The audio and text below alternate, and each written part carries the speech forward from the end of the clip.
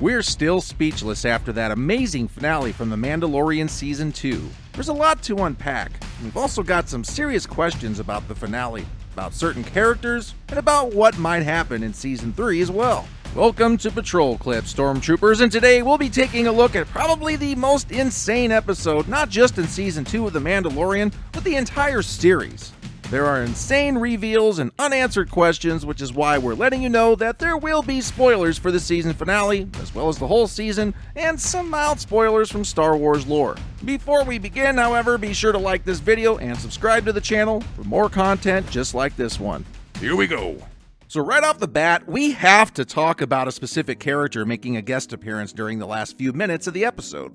As soon as we saw that X-Wing, our suspicions were immediately confirmed. No one travels in a lone X-Wing, much less with a black glove over one hand, and even much less wields a green lightsaber. Yes, that's right, folks. While our heroes were pinned down by the Terminator-esque Dark Troopers, a certain Skywalker came into the rescue and absolutely wrecked those troopers. Looking a lot like your daddy, Luke. It's entirely possible that Luke heard Grogu's call on Typhon and came to the rescue as soon as he could. Which begs the question, what has Luke been doing during the events of the show? Well, in Legends, Luke was rebuilding a new Jedi Order after the reign of the Empire, and it's safe to say that he's doing the same here. Through the dialogue between the Mandalorian and Luke, he mentions that he will watch over the child with his life, and it's clear that Luke has already started training Jedi, or plans to.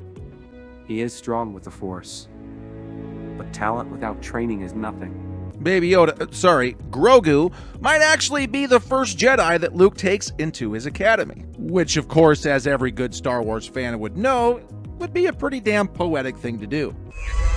R2, let him have it.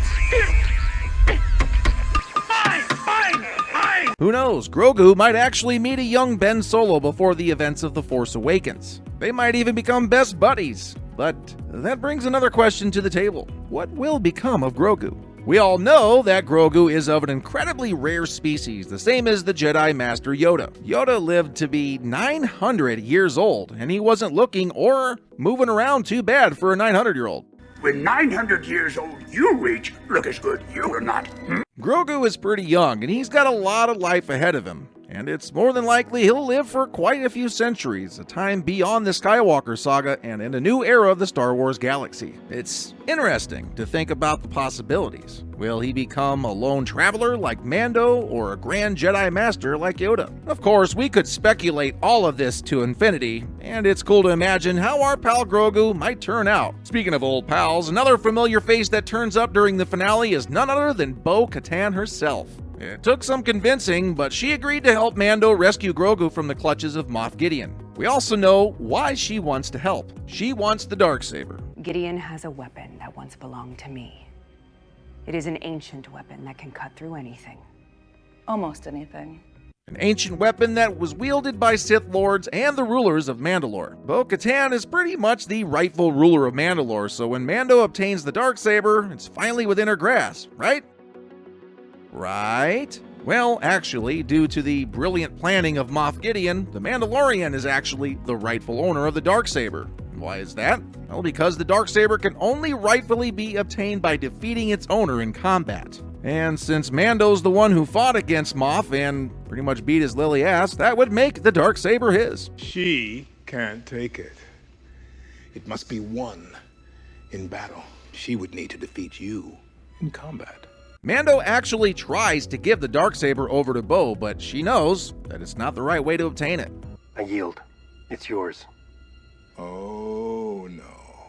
So, as it happens, the only way for Bo-Katan to wield the Darksaber would be to defeat Mando in combat. In a manner of speaking, it kind of sounds terrifying because in the past, those who have lost in a duel with the Darksaber have been killed, sometimes in brutal ways. But then again, if you do keep in mind that Mando did not kill Moff Gideon in their duel and still obtained ownership of the Darksaber, then Bo and Mando should be able to have a friendly spar without getting beaten up too badly. Unless if that's what Bo-Katan wants. You could go down the darker route and say that, being that they are Mandalorians, and they would have to fight to the death. We don't know the answers to that yet, and we're eager to find out. because if you remember correctly, the one who wields the Darksaber is also the ruler of Mandalore. So either Bo-Katan will let Mandalore rule the land, which is unlikely, or they're just gonna have to have a nice little duel. Hey guys, you still with us? Well, that's great, because we're not quite finished with our bounty just yet. So let's talk a second about the Darksaber's previous owner, Moff Gideon. What do you think is going to happen to him? We know that he's been captured by our heroes, but what information could he have that could be of use? What does he know? One of the most popular theories is that he's actually under the command of Grand Admiral Thrawn, someone mentioned by Ahsoka Tano in a previous episode. Now tell me, where is your master? Where is Grand Admiral Thrawn? Thrawn could be preparing something big, or he could be helping the Empire reemerge, or both. Moff Gideon would be one of his closest acquaintances, making him a probable link to the whereabouts of Thrawn. The last time we saw him was in the season finale of Star Wars Rebels, where he was with Ezra Bridger, blasting off into the unknown regions.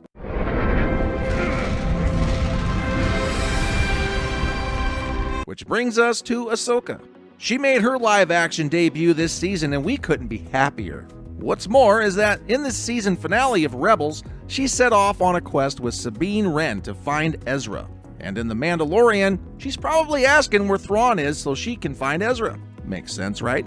That journey will probably be shown in the new Ahsoka show coming to Disney+, which will follow her adventures during the same time period as The Mandalorian. She might even encounter Luke Skywalker on her adventures. Ooh, imagine the goosebumps, kids. It would be admittedly cool to see Anakin Skywalker's apprentice meet his son, and to know that Anakin redeemed himself by saving Luke and killing Emperor Palpatine. And yes, we said killed because he's dead. Right, guys? Yeah, guys? Right? But I tell you, we are super excited for all the returning characters from the main films and the Clone Wars, but there's one character that's returned this season that is having his own story for once, post-Return of the Jedi. Yes, that's right, ladies and gentlemen. Boba Fett. He has made a badass return during the season, and in the post-credit scene of the season finale, it was revealed that he'll have his very own standalone show. He's currently at Jabba's palace after taking it over from a very Jabba-like Bib Fortuna. Man, he got fat. The series, titled The Book of Boba Fett, will premiere in December of next year, and we're definitely hyped to see his bounty hunting adventures. Will he go after Han Solo, or just lay low? Will he work again for the Rising Empire, or hunt for the Bounty Hunting Guild? Will he become a Mandalorian, because now it's confirmed that his father Jango was one? Your father was a foundling. Yes. Guess we're gonna have to find out next year, but for now, we're gonna stick to rewatching that badass fight scene where he absolutely destroys those stormtroopers! Bow bow! And finally, what'll become of the Mandalorian? I mean, it's his show after all. With Grogu gone, he's probably going to be drifting around for a little while trying to figure out what to do with himself. We do know that he's in possession of the Darksaber, so there's that whole thing with Bo-Katan, but beyond that, I mean, what is there really for him to do? Well, I guess he could actually go to Mandalore and be its ruler if that's what he wanted to, or he could go back to bounty hunting. It is, after all, what he's best at. He could join up with Boba Fett and accompany him on his adventures, which would be pretty awesome to see those two together. Nice shot. I was aiming for the other one. And it wouldn't hurt to see them share some other close shaves. But with the Razor Crest gone, it might be hard to do so. No? Well, I guess if he does hang with Boba, he'll also be flying with him in the Slave One.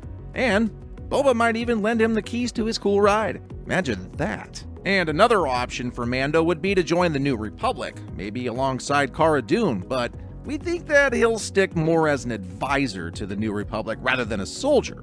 He is a lone traveler, so we'll get to see where those travels will lead him in Season 3. So what do you guys think's going to happen in Season 3? I mean, there is a lot of ways it could go down, and we're excited to see what's in store. But for now, we'll leave that part of speculation up to you guys. Make sure you drop your comments below on what you think will happen. We'd love to hear your theories. And if you enjoyed this video, make sure you hit like and subscribe to Patrol Clips so that you get to receive a bounty of Star Wars and other movie-related videos. And until next time.